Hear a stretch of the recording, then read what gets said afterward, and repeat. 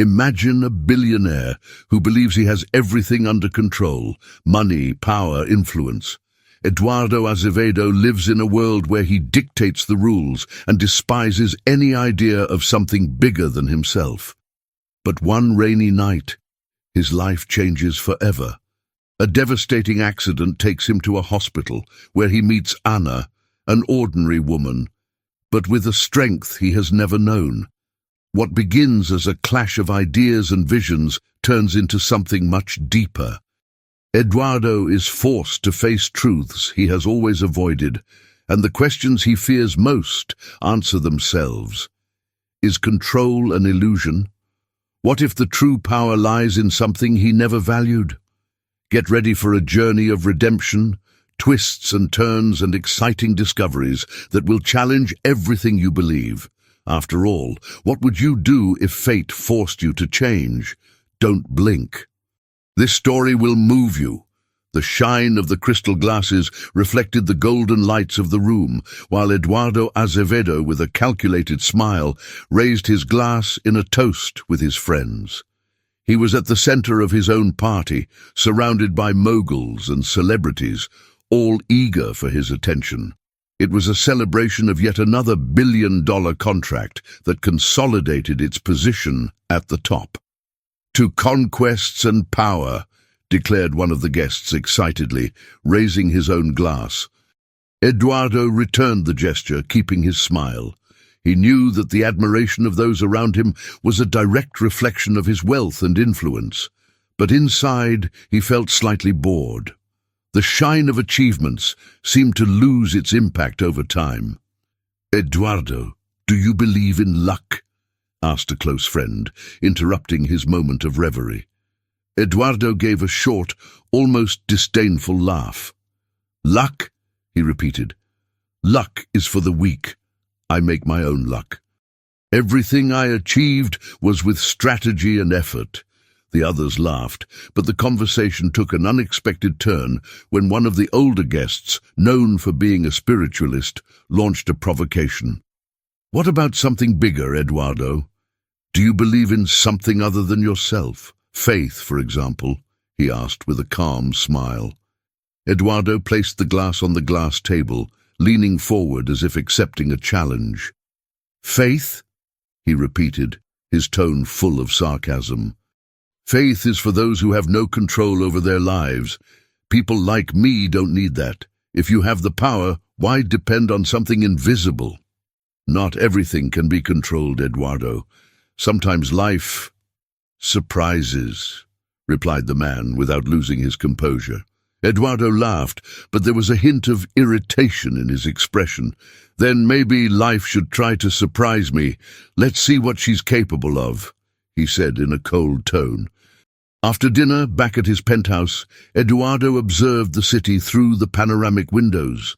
The bright lights below were like a reflection of his own life, vibrant, chaotic, and completely under his control.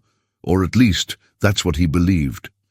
He picked up a glass of whiskey and, staring at the reflection of himself in the window, muttered, "If there's something bigger out there, prove it. I want to see if you can show me something that I haven't achieved yet."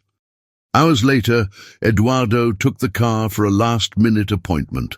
The rain fell heavily, turning the streets into reflecting pools.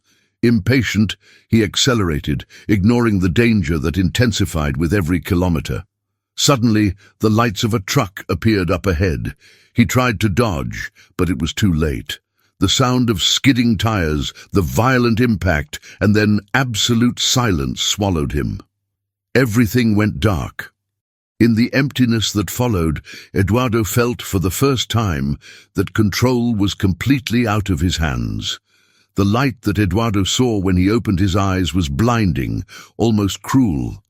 He blinked repeatedly, trying to understand where he was. The white walls and sterile smell made him realize he was in a hospital. There was a heavy feeling in his chest and a throbbing pain in his head. "Finally awake," said a feminine voice, calm but firm. He slowly turned his head and saw a woman standing next to the bed. She wore simple clothes, with a badge that indicated she was a hospital volunteer. His face conveyed serenity, something that contrasted with the internal chaos that Eduardo felt. "Who are you?" he asked, his voice hoarse. "Ana Montero. I work here. I took care of you the last 2 days," she replied, placing a pitcher of water on the table next to her. 2 days? Eduardo opened his eyes wide, trying to move, but a twinge of pain made him step back. "Yes. You were in a serious accident. His car was destroyed. Honestly, it's a miracle you're here," Ana said while adjusting his pillow. He frowned, uncomfortable with her tone. "Miracle? Don't give me that." "It was luck at most," he said irritably. Ana smiled slightly without seeming affected. "Call it what you want. But you are alive. Maybe it's a good time to rethink some things," she said before leaving the room. In the following days, Eduardo was forced to deal with something he rarely experienced: dependence on other people. Ana, with her constant presence, was one of the few who seemed unimpressed by her status or wealth. "So, the great Eduardo Azevedo is vulnerable. How is that?" Ana asked on one of her shifts while changing the sheets on his bed. "It's temporary. As soon as I get out of here, I'm back in control," he replied coldly. "Control? That's what you like, isn't it?" Ana teased. "And what happens when life shows you that control is an illusion?" Eduardo looked at her, irritated. "Do you always have a lesson to teach?" he asked sarcastically. "Only when I realize someone needs to hear it," Ana replied with a slight smile. These small conversations began to move Eduardo in a way he didn't understand. There was something about Ana, her calm and conviction, that disarmed him, and at the same time it intrigued him. The days turned into weeks, and Eduardo began to recover physically, but mentally he felt more disconnected than ever. Ana kept appearing in his room, almost as a constant irritant and at the same time necessary. Their conversations had evolved from short exchanges to deeper debates, almost always provoked by Eduardo. "So, tell me, Ana, what makes you think that the world needs faith?" he asked, crossing his arms as he watched her organize a tray of medicines. It's not the world that needs it. It's the people," she replied without hesitation. "Faith gives us something to hold on to when all seems lost." Eduardo laughed, but there was a hint of bitterness in his expression. "Hold what? An illusion? A fairy tale to console the masses?" he provoked. Ana stopped for a moment, looking at him. "And what do you hold, Eduardo? Money? Control? Tell me, has it worked?" she replied firmly. He opened his mouth to respond, but couldn't find the words. He looked away, feigning disinterest. A few days later, Eduardo had his first visit from a close friend. Renato, a business colleague, showed up at the hospital, but the interaction was anything but warm. "Man, you really scared us all." "But look, you're alive," said Renato, trying to lighten the mood. "Yes, and trapped here," Eduardo replied with a dry tone. Renato looked at Ana, who was in the corner of the room, and gave him a puzzled look. "Who is she?" he asked, lowering his voice.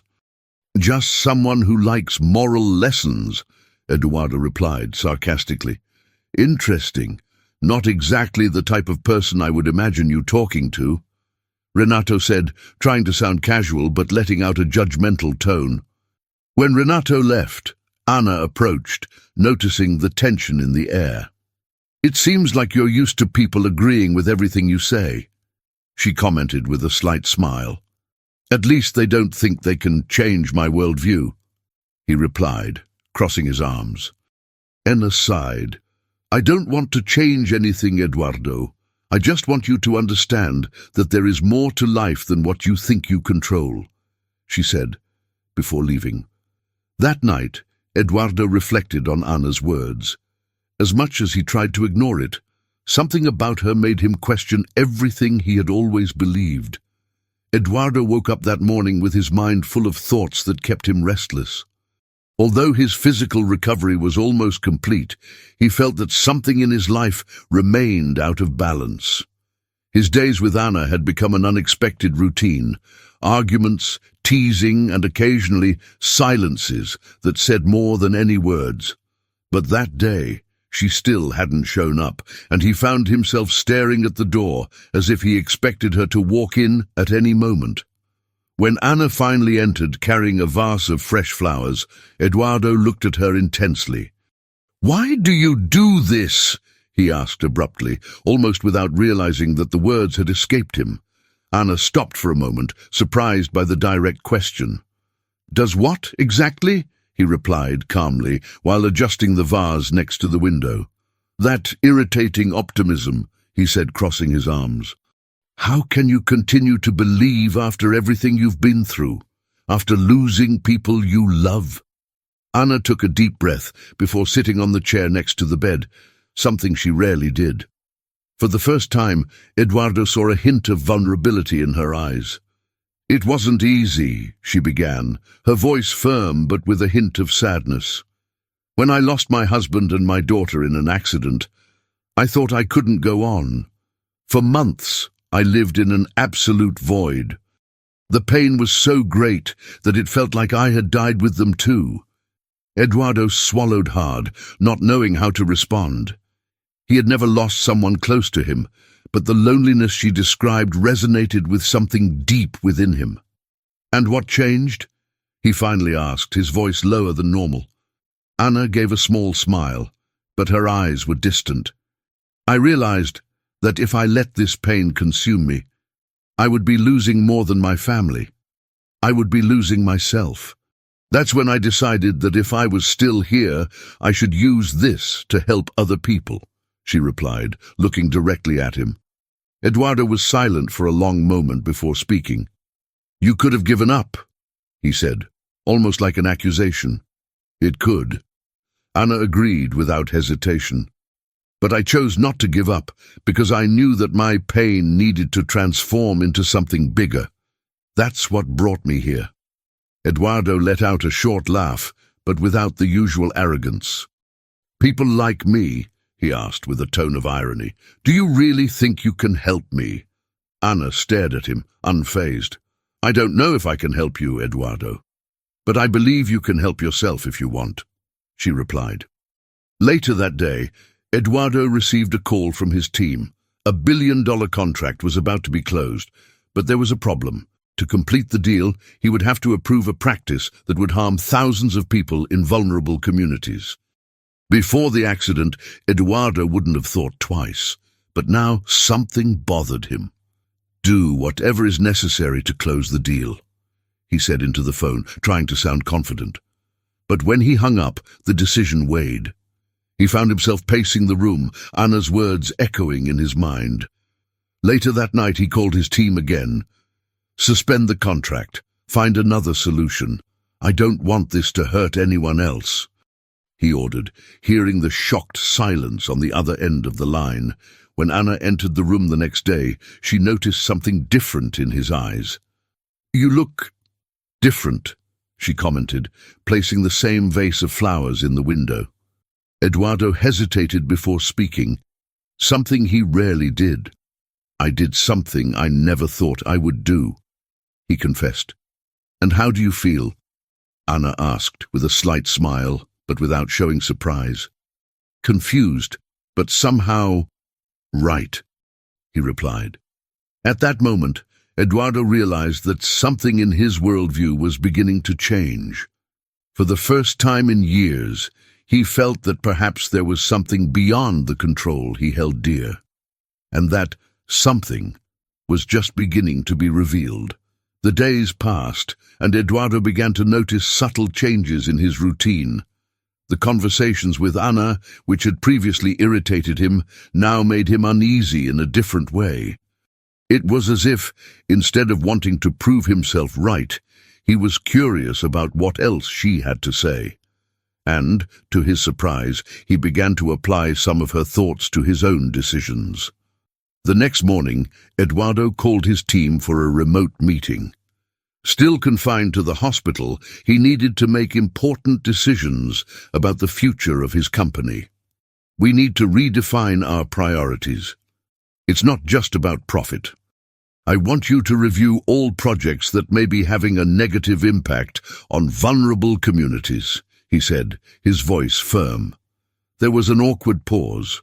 One of the directors, visibly uncomfortable, replied, "Sir, this could mean significant losses. Shareholders won't like it." Eduardo frowned, irritated by the hesitation. "I'd rather lose money than my integrity. Just do as I asked," he concluded, hanging up before there were any more protests. Later, Anna entered the room with a folder in hand. She seemed excited, something rare in her usually calm demeanor. "What is that?" asked Eduardo, watching as she placed the folder on the table next to the bed. "It's a project I've been trying to finance for months. It is a community center for families in vulnerable situations. I want you to see," replied Anna. Eduardo opened the folder, leafing through the documents. He saw plans, sketches, and even letters from families explaining how they needed support. Something in him was deeply touched. "And do you think this can really make a difference?" he asked, trying not to show that he was already impressed. "I don't think so, Eduardo. I know," Anna replied, with conviction. That night, Eduardo decided to act. He made an anonymous donation to Anna's project, guaranteeing the necessary resources to get the center off the ground. When Anna found out the next day, she entered the room astonished. "Did you do this?" he asked, holding up the check. Eduardo looked at her, trying to appear casual. "Perhaps. I thought it was time to put my money where it really counts," he replied with a smile. The following months were marked by significant changes. Eduardo became involved in Anna's project, helping to transform the community center into reality. He used his influence to attract other investors and ensure the project had national reach. During the inauguration of the center, Eduardo gave a speech that surprised everyone. "Throughout my life, I believed that control was everything. That power came from money and influence. But I learned that true power lies in human connection, in the ability to transform lives. Today, I am grateful to have had the chance to learn this," he said, looking at Anna, who was watching him emotionally. After the event, as they walked through the center, Eduardo turned to Anna. "You changed my life," he said bluntly. Anna smiled, but there was a sparkle in her eyes that said more than words. "I haven't changed anything. You just opened your eyes to something that was always there," she replied. Eduardo held her hand, something he never would have imagined doing before meeting her. "Perhaps, but now I want to be part of something bigger, and I hope you're with me on this," he said.